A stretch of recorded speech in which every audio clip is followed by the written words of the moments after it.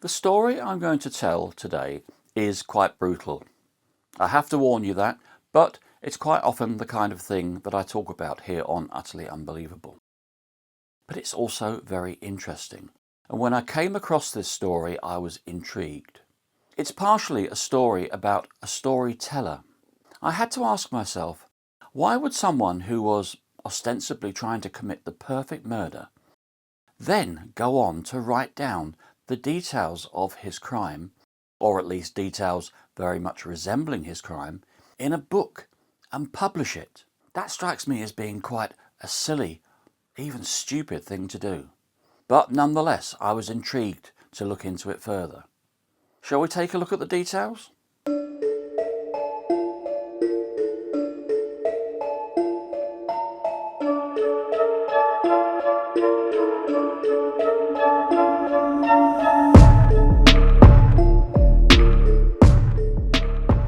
We're going back to the 10th of December 2000. The place is the Oder or Odra River, depending on which language you're talking in southwest Poland near the city of Wrocław.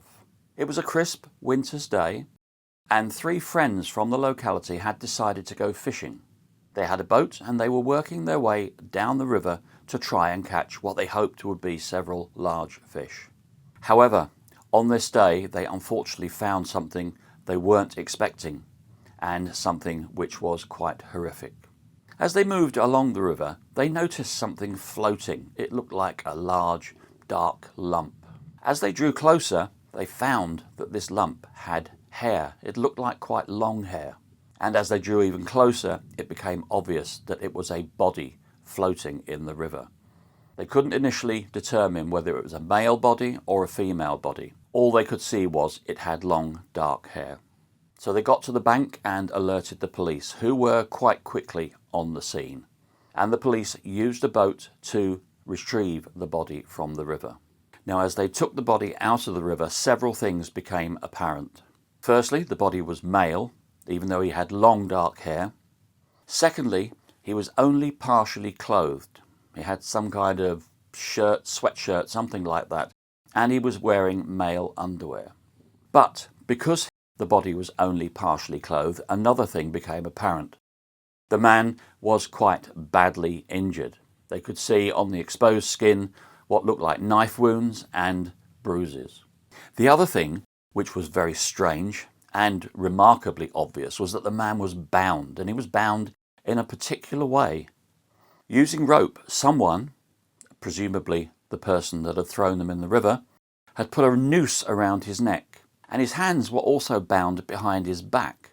But strangely, the same piece of rope had been used to bind both his hands and his neck, and it looked like some sort of means of strangling him should he try to break free or move his hands. It looked like the slightest little wiggle would tighten the noose around his neck.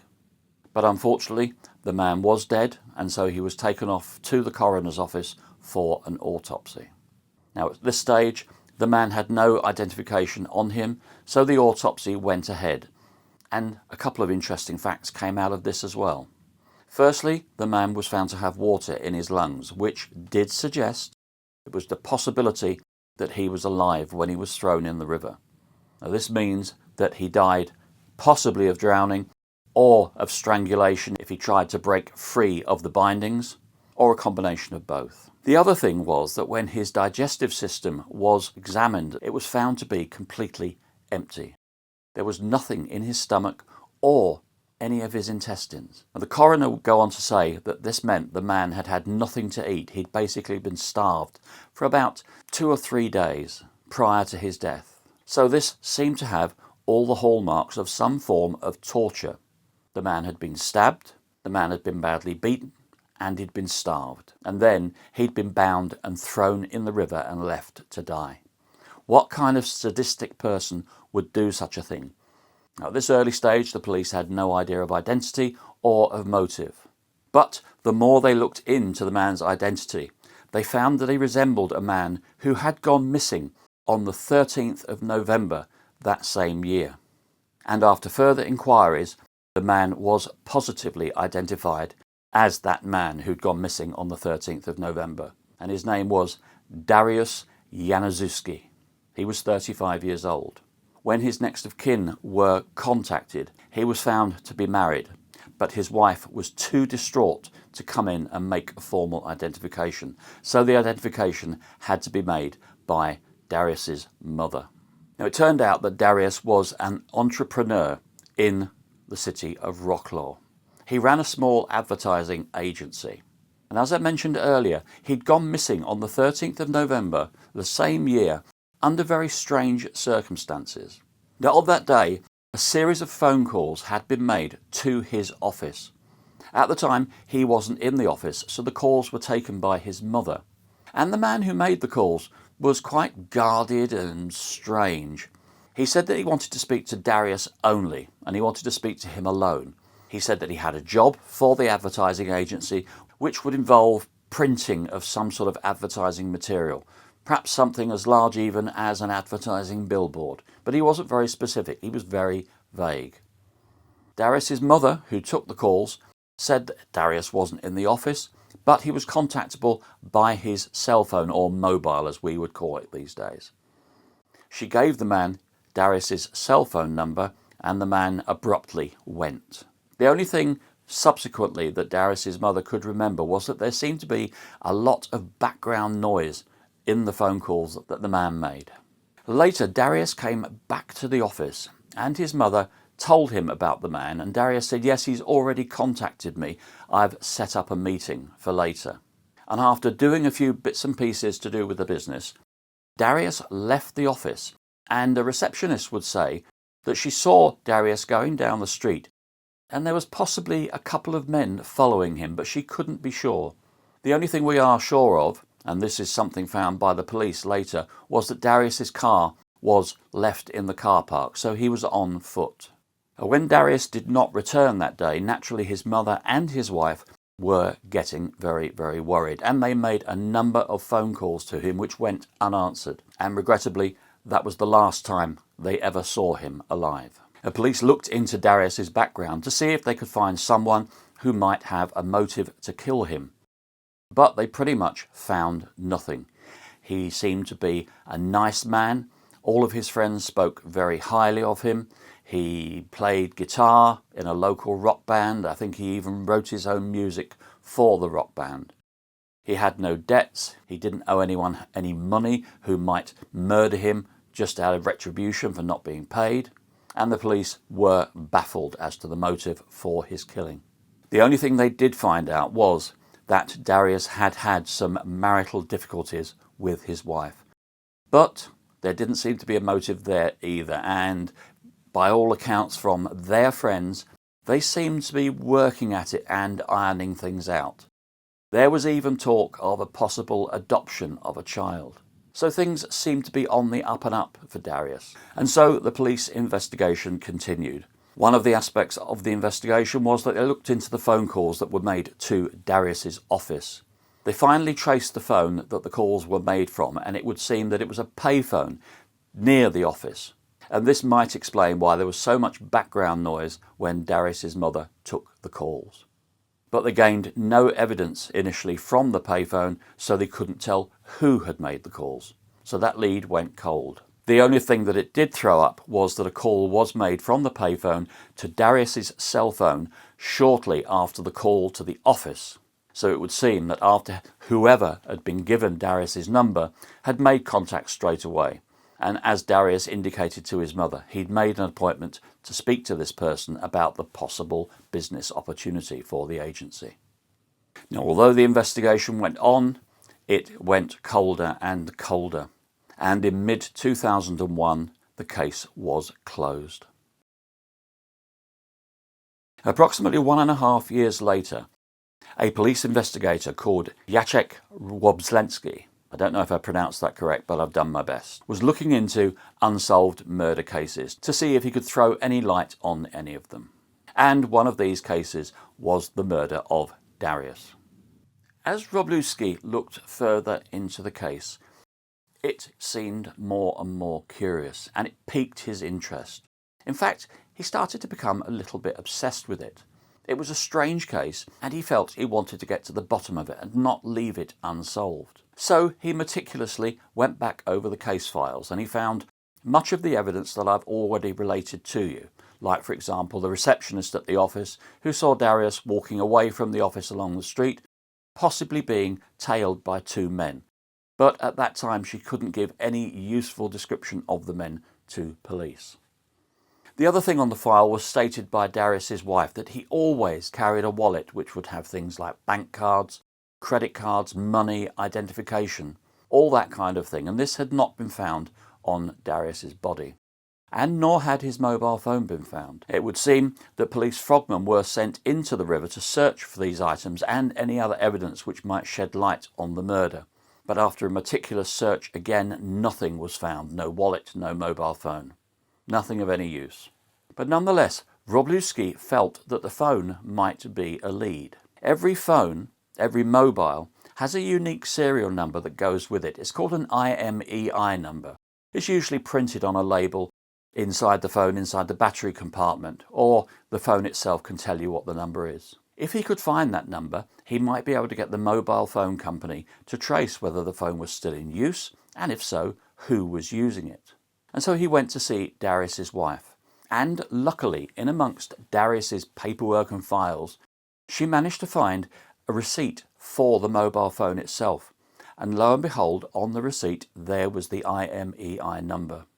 And so, armed with this, Wróblewski went to the mobile phone company to see if the phone was still in use, and found that it was. And as he traced back and back from the current owner of the phone, he found the phone had been sold on several times, which he found was remarkable considering this phone went missing on the day of Dariusz's murder. And he went back and back and back to the first sale of the phone, which was on a eBay-like auction site in Poland called Allegro.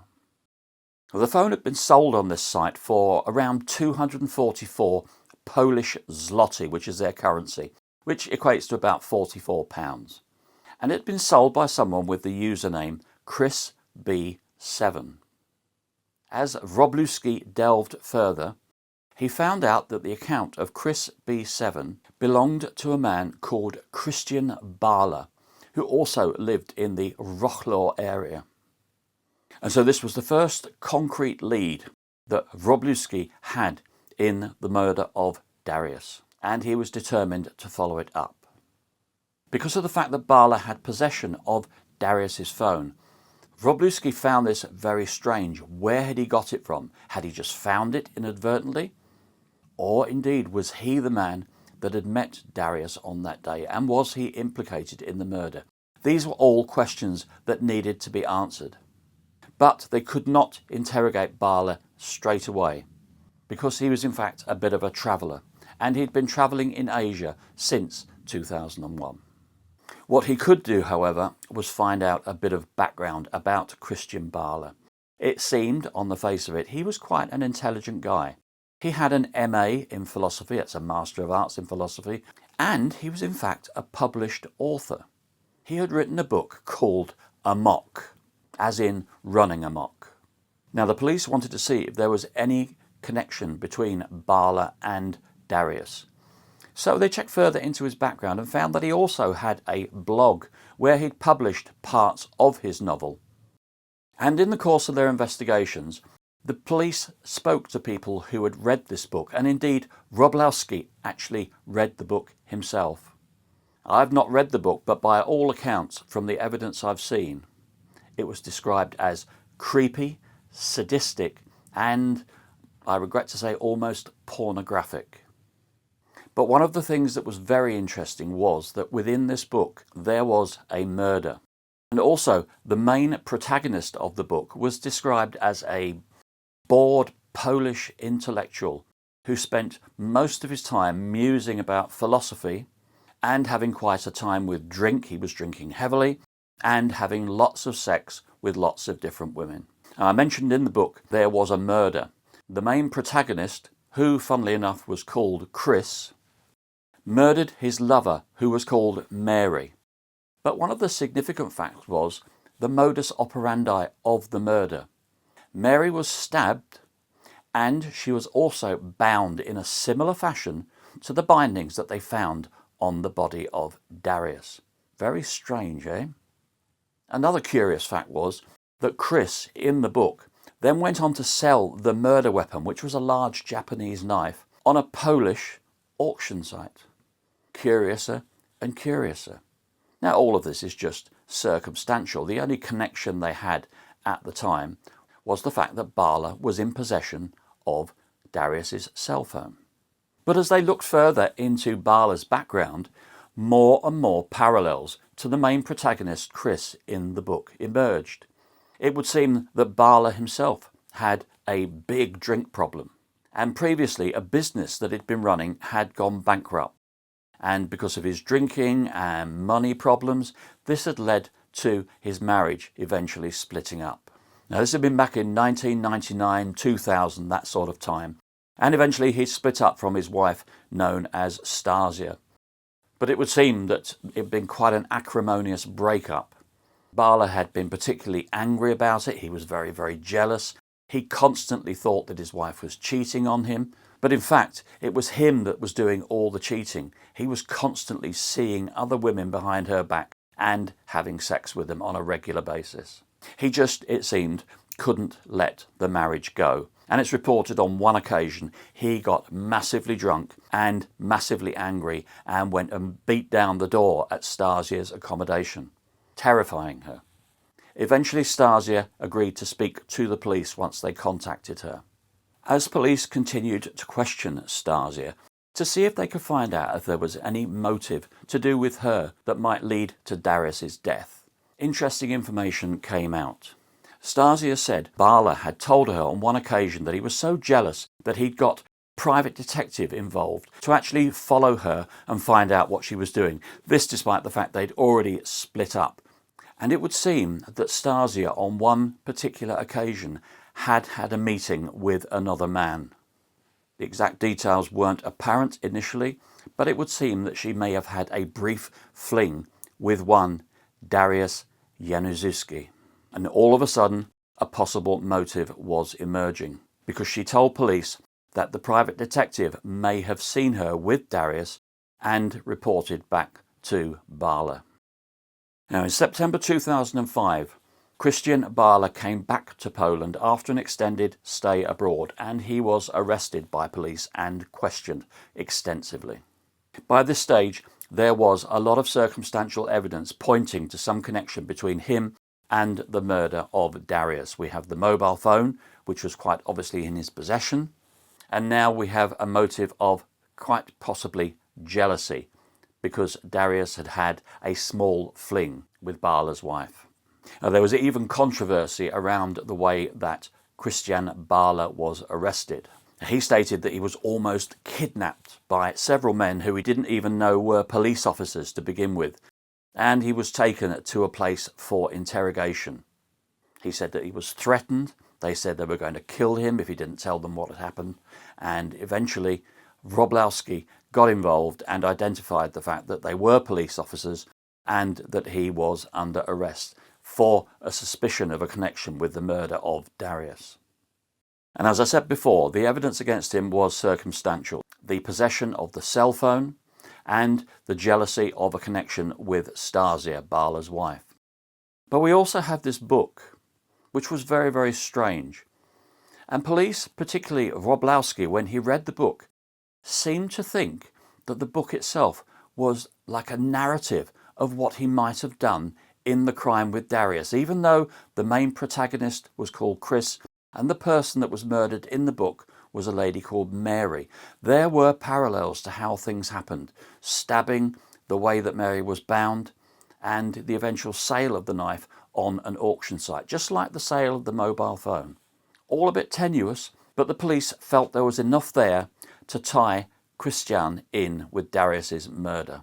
Now, Krystian made allegations against the police of police brutality, and in fact a police investigation was launched into this. He claimed that during the interrogations he was coerced and they were trying to get him to say things which weren't true. He claimed that he did not know anything about Dariusz, didn't know the man, and yet his wife Stasia had stated that he very much did, because the private investigator that he had hired had reported back to him about her assignation with Dariusz. Now, it was reported that on one isolated occasion during interrogation, Bala did in fact tell the interrogator that he was involved in the murder, but it would seem he later recanted this. But later, after that confession, he claimed that he wasn't well, so the interview was terminated to begin with, but then when it reconvened, he took back the confession and said he didn't remember saying it and he was not involved in the murder and he'd never ever heard of Dariusz. Now, as part of the investigation, police obtained a search warrant for Bala's property and they obtained his laptop.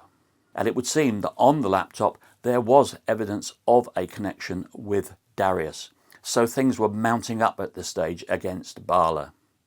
There were also some other strange materials on there which seemed to pertain to another book which Bala was planning to write. But the strange thing about this material was there was a possible indication he was preparing to commit another murder. Now, all of this was taken into account, even though the mounting evidence was all circumstantial. And eventually, Bala was charged with Dariusz's murder.